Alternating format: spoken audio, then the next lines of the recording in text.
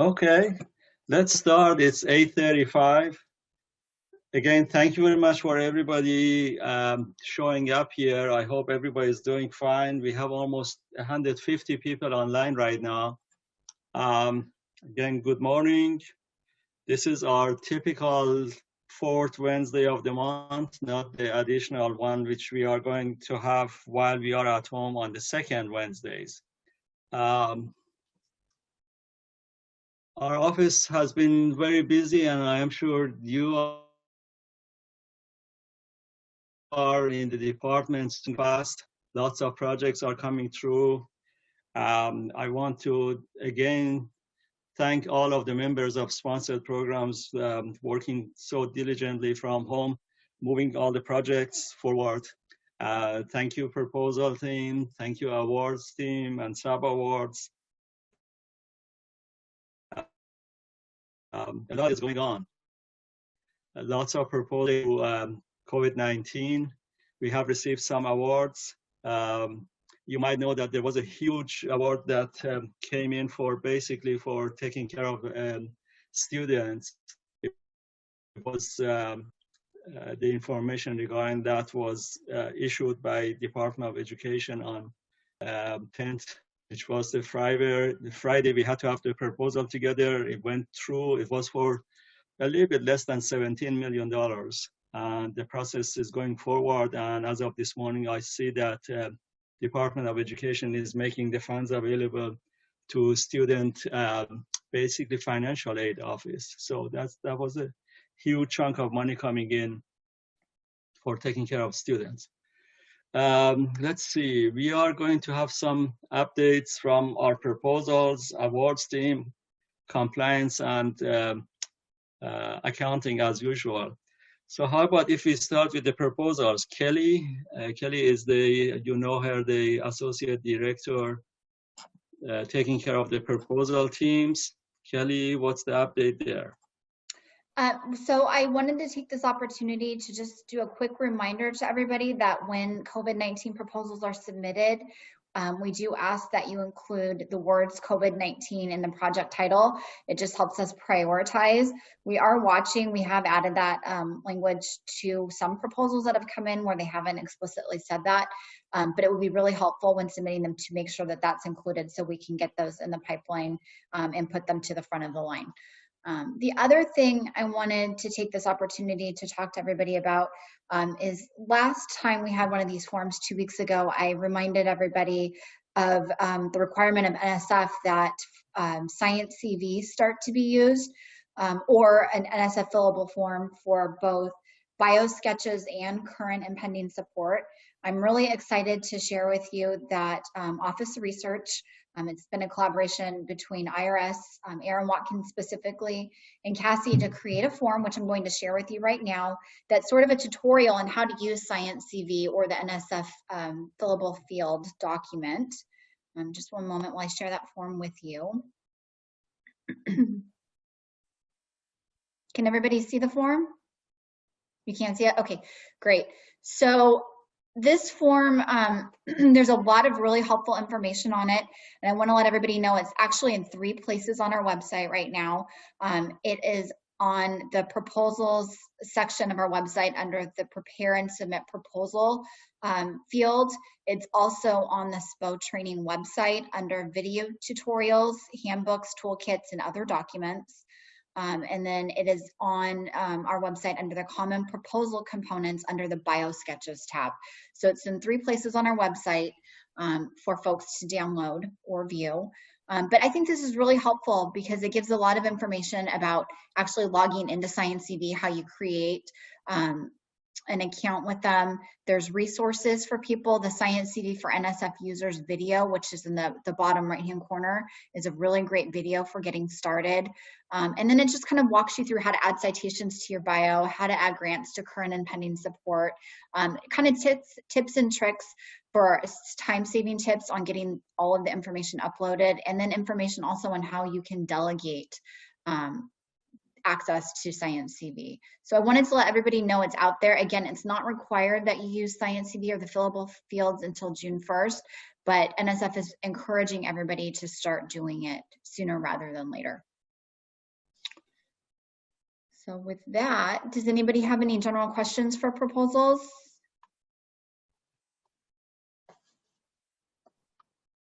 I don't see anything. Okay, well, that's it for me for today. Okay, thank you very much for the information regarding these updates. I know that probably questions would come in, so stand by. You might have to answer some questions on that. Let's see, Grace, the Associate Director responsible for the award side. Grace, do you have the updates that you want to share, please? Sure. Good morning, everybody. The awards team is hard at work processing your awards. We are getting at least as much as we normally get because we are also getting a lot of amendments, such as no-cost extensions and prior approvals with the sponsors. So good work. Keep communicating with us, and we will continue to reach out to the sponsor and work with the sponsor. I just want to remind you of some resources if you have any questions. So SPO can't answer questions for the sponsor. We either have to check with the sponsor on your behalf, or we will encourage you to reach out directly to the program director, or have your PI reach out to the program director. I just want to bring your attention to two places you guys should be checking. And one second, let me share screen.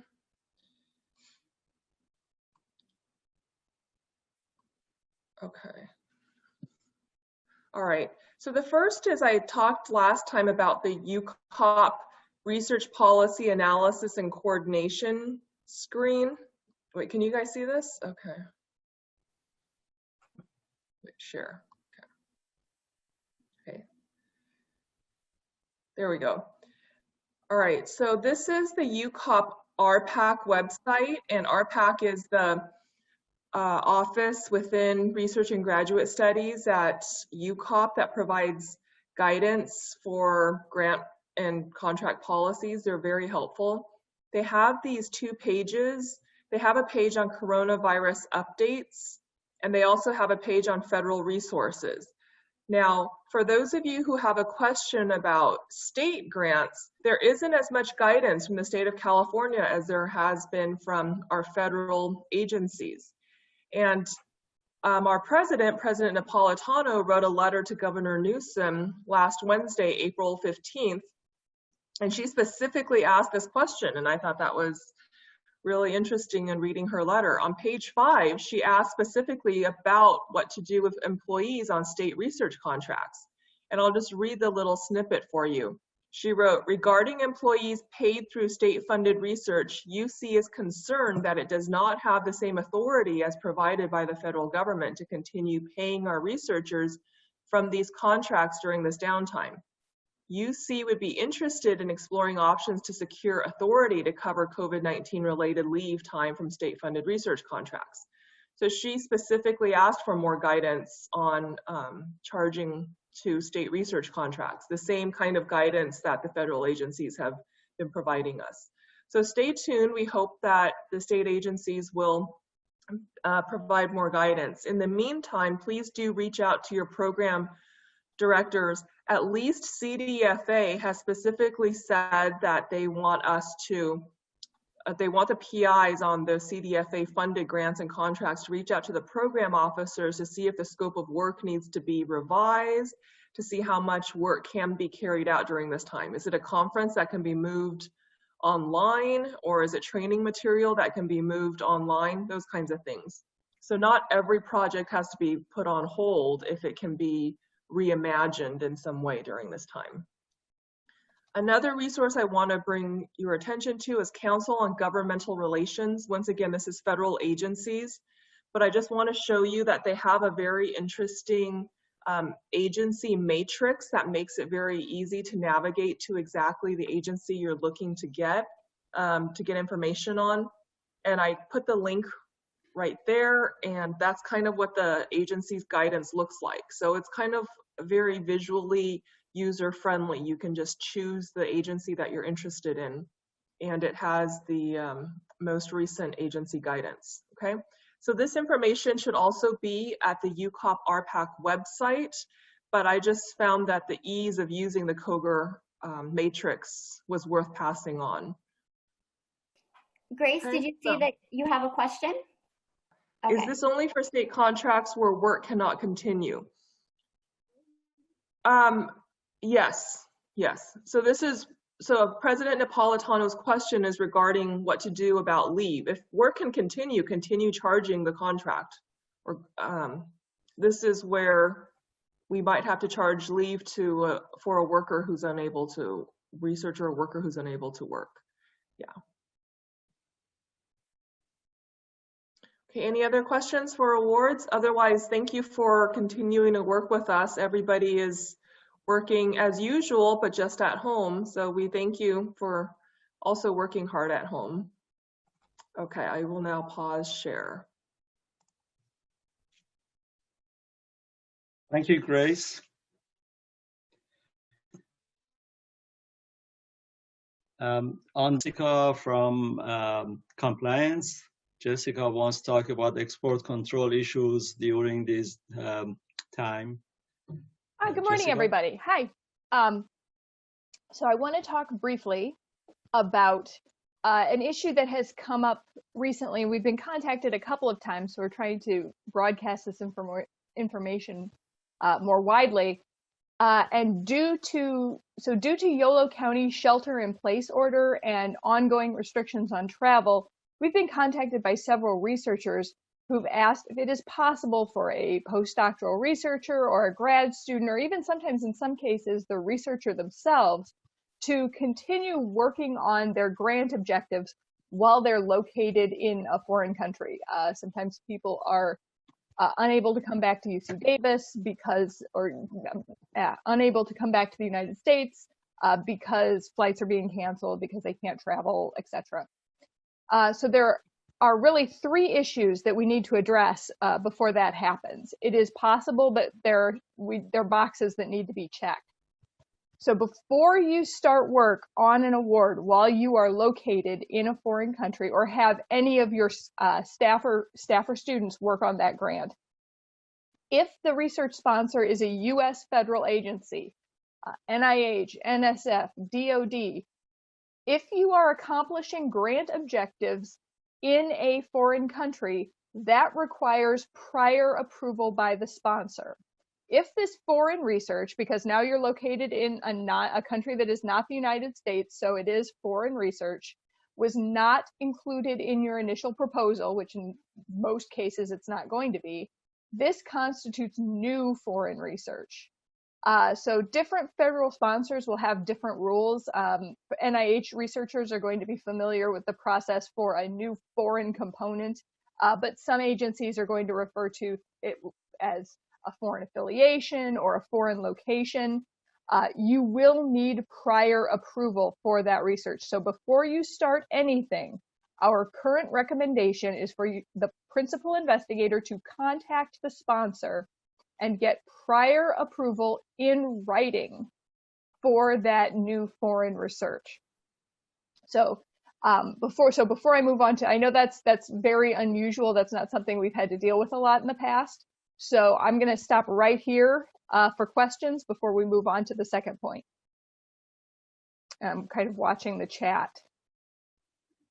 Okay, so once an investigator gets that prior written approval, under UC Davis policy, if you need to provide that person who is working outside the United States with research materials or equipment, that shipment will be considered an export. So that export will require export control review by my unit, Research Compliance and Integrity. And we'll look at your shipment, we'll review it, and we'll determine whether you need an export license from the federal government, either Bureau of Industry and Security, ITAR, OFAC. We will do that comprehensive license review, let you know if a license is necessary, if you can go ahead and ship, and if it does require a license, we'll help you with that process. But before you ship anything, make sure you email Research Compliance and Integrity. It's orrci@ucdavis.edu, and we'll get you started. We'll start getting the necessary information for that review. And then finally, even if you are not shipping equipment or materials, you may be transferring data, research results, technical specifications, schematics, things like that, via email or via some sort of share drive. Much of this research data and technical data is at UC Davis is covered by what's known as the fundamental research exclusion.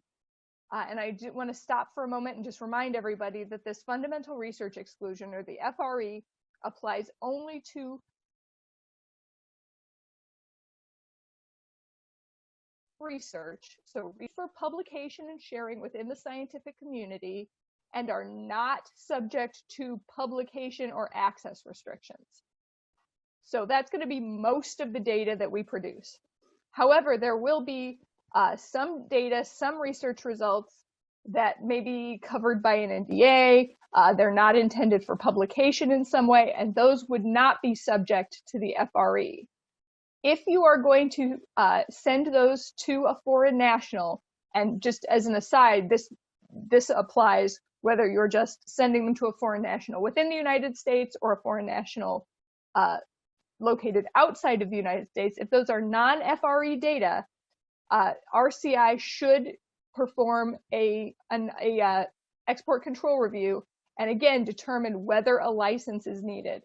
So if you have a question about this, if you think your data may be controlled, you think it may be non-FRE, please email us and we will walk you through what the regulations require, and we'll make that license determination at that point. Jessica? Yes. Jessica, you froze when you were explaining the research, right when you started to explain the research that's excluded. Basically. Oh, okay. Can you just repeat that? And then you also have one other question. Of course. Thanks, Cassie. So the FRE, so this would be, so the data that is covered by the fundamental research exclusion is anything that is intended for publication or sharing within the scientific community. So this is anything that you're going to put in into a manuscript that's going to be submitted to a journal. If there's an online database that you submit to, anything that would be basically in the public domain would be covered at some point, would be covered by the FRE. What we're concerned about is things that are not going to be shared, data that's collected under an NDA, stuff that is part of your technical specifications that may be part of the project but that isn't published, things like that. And of course, then a lot of the data that's collected maybe through, we don't have a lot of it at UC Davis, but there may be some. And there is a question, says, what if they are using a secure connection to access data on their laptop? So if you are just accessing data from the cloud, if it's data if the data doesn't leave UC Davis, and you're accessing it through a connection that is end-to-end encrypted, it is not considered an export. But if you have any questions about whether that's the case, just go ahead and contact our office anyway. Like I said, a lot of the data that we're dealing with at UC Davis is not controlled. It's covered under the FRE, so there really isn't any need to worry about it. We're really just concerned about data that may not be intended for publication. And if you have any question, contact us and we'll make that determination at the time. But I do want to just follow up on that distinction, that fundamental research exclusion applies only to data and research results. So if you are shipping any equipment, any materials, the FRE does not cover equipment materials. So you will need an export control review. Also, I just wanted to say one more thing. I wanted to echo Kelly that we are trying to turn, we've been getting an increase in export control reviews related to COVID-19, a lot of test kits and reagents that are being shipped overseas. Our office is trying to turn those around in an hour or less. So please put COVID-19 in the subject line when you're requesting that export control review so we can queue them for expedited review. So at that point, I think I'll take any more questions that anybody has. It's a lot of information Jessica, for time. Yeah. Jessica, I have a question for you. Sure. Let's see, regarding accessing computers in university from overseas. Mm-hmm. I have the scenario I'm going to tell you. I mean, it's an actual scenario that we had to work on a couple of years ago. If I am sitting in a somebody else's facilities in a company or an entity, let's say in Europe, and I am going through VPN, accessing computers in the university here. We face a situation that to go through the system of the company that the person was in, their computers, the facilities computers, did in fact save some information. Okay, it was caching it. So how do you deal with that? It just, I mean, definitely, again, in that case, I know at least that the information was shared in a way with an entity outside, even though they didn't use it, but it was in their system. Yeah, and in that case, that would be an export. There is only one situation where accessing data remotely is not considered an export, and that is when you are on a VPN you are using a VPN to access the data with end-to-end encryption. That's not considered an export. And then of course the data would not be stored anywhere on the local computer that you're working on. Yeah, the reason I raised that issue was that the individual who was using the system wasn't even aware that they thought that everything was secure. But in fact, the infrastructure of the company they were in was keeping track of what was going on. So they didn't know that even to try to prevent it. So that's, what I'm telling you is that I don't think we can rely on the fact that if we are overseas and if we are contacting our computers here, nobody else would see it. No, I think that's correct. I think the important thing too is to look at the kind of data that you're accessing. Most of the data that's generated at UC Davis is covered by this FRE, which would actually is just exempt from export control regulations. It's only in cases where that data is non-exempt that we would need to determine whether there's a licensing requirement. And it's then only in that subset of cases where there is a license requirement that we would need to determine whether or not that data could be accessed. I see Craig, can I add one thing? Compliance is going to say something about that. Craig, good morning. Yeah, good morning. Hi, everybody. Yes, and Jessica and I work together on this. She's obviously very knowledgeable in this area. I would say just as a summary on that point is if you are in doubt, contact us. She and I, mainly Jessica, does this kind of vetting almost on a full-time basis. So it won't take us long to evaluate the kind of data you're going to be accessing and so on. So again, if you have doubt, contact us, please. Exactly. And there's a question about whether Pulse is end-to-end encryption. I actually don't know. I'm not familiar with that system. It says, Pulse is end-to-end encrypted between your phone and servers, but SMS or MMS messages cannot be encrypted. So sounds like we had an answer in chat. Thank you, Cindy. Any other questions? It's a lot of information, and this is a very unusual situation. So I think the real take home here is when in doubt, email RCI. Okay, thank you very much, Jessica. Let's see, is James on? James is the next person from accounting to talk about updates from. I am on. Okay. Good morning. Good morning, everyone. Just a couple of things, maybe three things. One is, yes, we're still here. We're still trying to process the awards actions through as fast as we get them. The volume, like I think Grace mentioned, is still coming through. So we're trying to stay on top of that as best we can. As always, we're going to prioritize the COVID-19, just reiterate that.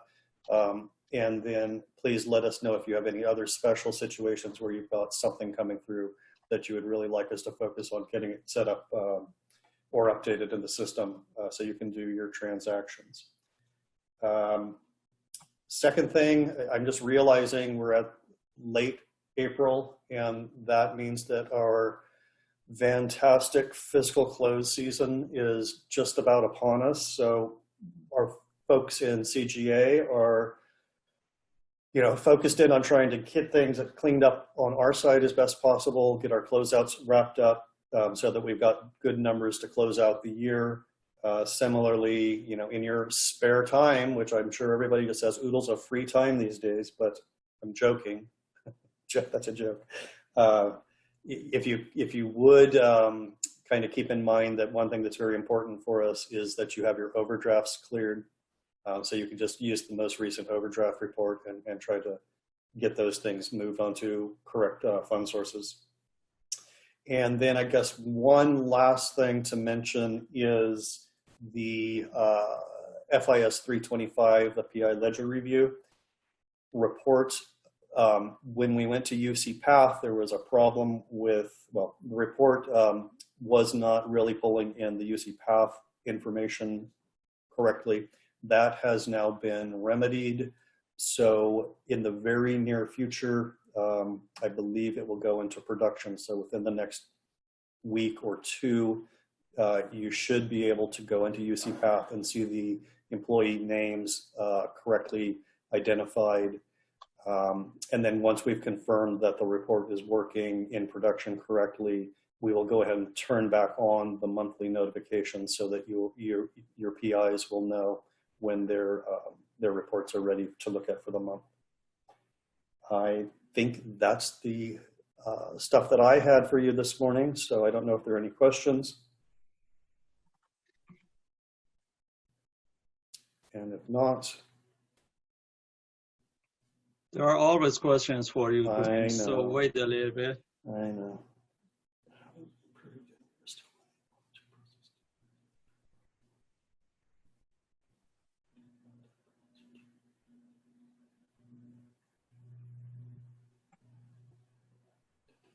I would say that if you've got something that ended in August, we need to figure out how to resolve it.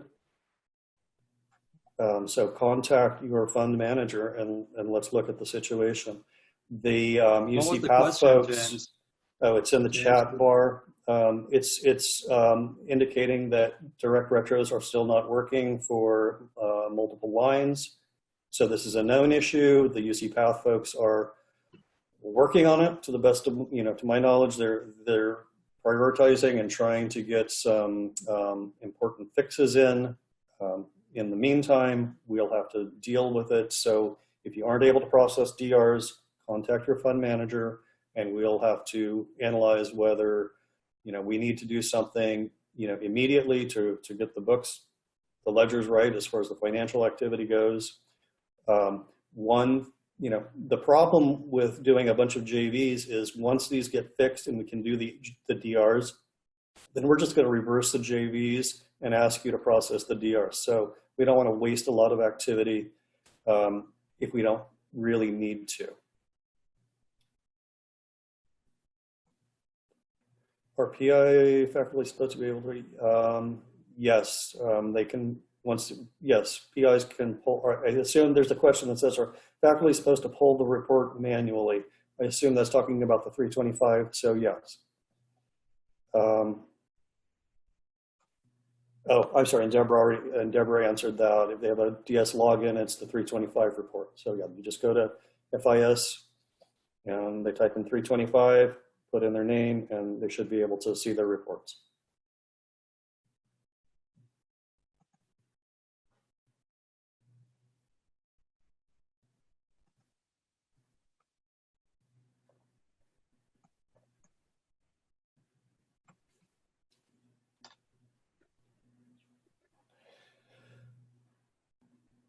There's a question about if admins are notified if PIs are not doing the 325 report. There's a lookup that you can run to see what reports are out there. So we do not push notifications out, but you can go into the system and see how your faculty are doing if that's one of the controls that you want to be looking at.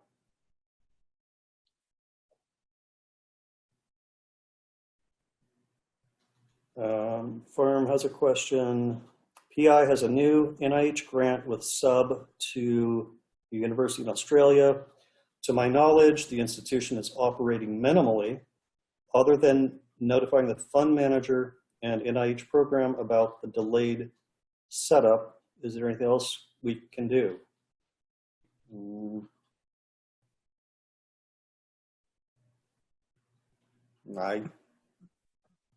Not from my perspective, but I don't know if somebody else has a thought.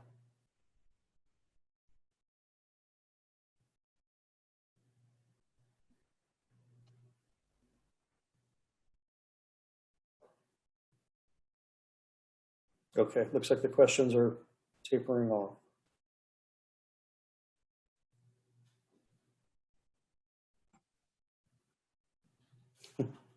Okay, well, I'll be here, so if any more questions come in, we can pick those up. Thank you, James. Sure. Well, that's the end of what we had on the agenda. So this is time for any of us to answer questions, hopefully. Any questions from anybody online here? We have almost 70 people online. Ahmad, while we are waiting for questions, this is Cassie. I'd just like to remind everyone that our training sessions on Thursdays are happening, as well as the staff development classes we offer. We're moving everything online instead of canceling them, as long as we are operating the way we are. And also the Davis classes, the Davis staff development classes that we offer for next fiscal year have been scheduled as well. Thank you, Cassie. Okay, so let me answer the question regarding President Napolitano's letter and state funding. So do we have an idea of how we will deal with the deliverables promised? If we charge salaries during the time that work cannot be done, we risk losing the available funds to provide our deliverables to the state. So that's the issue of whether we will get supplemental funding, right? So that applies even for federal funds, which is if we charge for non-working people, how are we going to charge the time? We are hopefully getting supplemental funding. Okay, if we are going to pay people who can't work right now, you're right, we won't have the ability to pay them to get the deliverables done. And that's where the supplemental funding will hopefully come in. That's all I can say right now. Of course, I can't promise that supplemental funding is coming, but the idea is we charge for the time now, and then we are paid extra to get the deliverables done. I hope that answers the question. And the next one is not for me.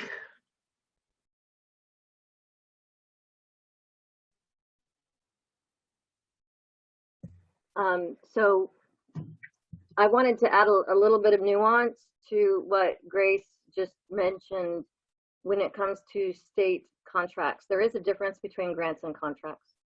And most of our state funding comes in the form of a contract. And each contract can be slightly different relative to nature of deliverables, milestones expected. So it is a little more nuanced in the contract world versus the grant world, where we do have these kind of blanket statements by the Office of Management and Budget at the federal level. We're trying to get clarity from the state about what those expectations are for the state agencies. And we're hoping that they're willing to do it in a uniform way, which is why Janet Napolitano reached out with that communication. But we don't have a response yet. I know they're still looking, the state's still looking at it and considering it. I think, as I mentioned on our previous town hall, the contract world and, you know, state contracts and that, we're still telling people for the leaves that have been made available for individuals who cannot work right now, continue to charge them as you would any other leave to the appropriate accounts. And in a way, it's kicking the can downstream until state agencies can really get a unified kind of communication together. But there is higher risk there, and we acknowledge that there's higher risk in these types of contracts. So I just wanted to add some nuance to the conversation. And then the question, when can we expect guidelines for ramping up research once the shelter in place is lifted? So a framework is being worked on at the system-wide level by the vice chancellors for research. So currently there's some principles, guidelines, and it's more of a framework with different phases and what those phases might mean for an institution as the county or you know, the local area allows for more flexibility. What we are encouraging labs to do as well. Also, Prasant Mahaptra is chairing a task force on our campus to come up with more definitive guidelines for as we ramp up research in our laboratories and other places to allow individuals to come back. Certainly it will include... Cindy is frozen. Am I frozen?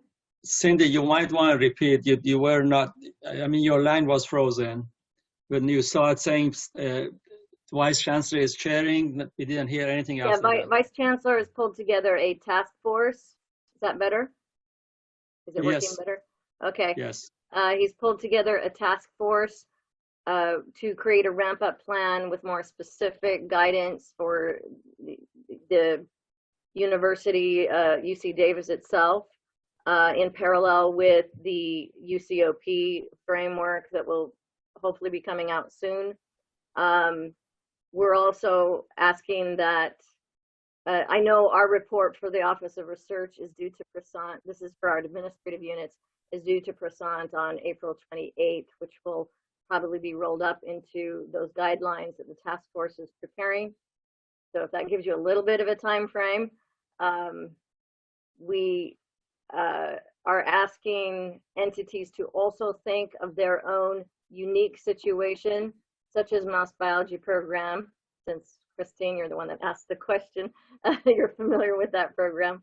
And to start thinking about how they would ramp up safely for their employees, including, you know, how can you continue to maintain social distancing, make sure people have the right PPE and those kinds of things as we ramp up. And so, yes, we are starting to plan for that. And hopefully it'll be sooner rather than later, but we don't have a specific timeline because that will be governed by local health requirements, county orders, state orders, and the UC system as a whole. So our chancellor for our campus will be making that decision for us as far as when we get to that particular timeline. Thank you, Cindy. So another comment, PPE is still back ordered. Yes, so that needs to be considered relative to any ramp up plans. Is campus going to assist with PPE if there are masking requirements? That's a good question for the task force. And I'll relay that back to Prasant. Thank you.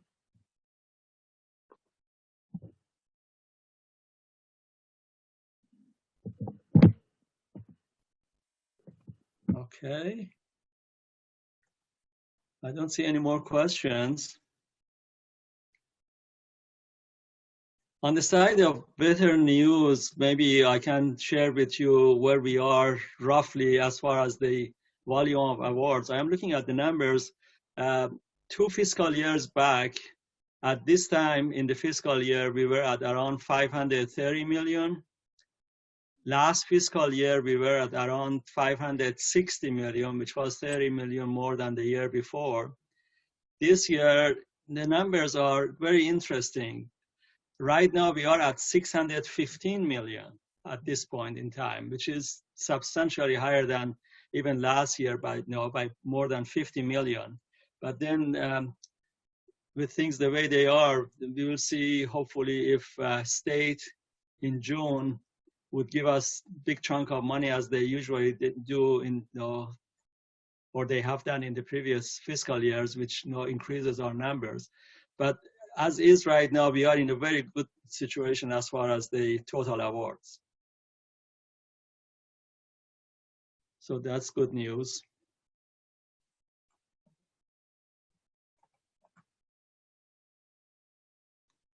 Any other questions? If not, maybe we can stop. Remember, the next forum we have is the second Wednesday of, is it May? Or I don't know which month we are in. I guess we are in May. April, huh? It'll be the second Wednesday of May is, thank you, second Wednesday of May. And hopefully by then we would have much more information. And if anything else comes up, meanwhile, we definitely would communicate with, using our listservs and so on and so forth. And the leadership of campus obviously has been keeping us informed of what's going on. So thank you very much. Again, in our office at least, and I know it's the same around the campus, in offices that we work with, business is as usual. The work is going forward, and thank you everybody in my office as well as the departments, our colleagues in departments working with us. So with that, unless if there's something else, we can stop the meeting now. 1 minute, 30 seconds. Thank you. Have a good rest of the day.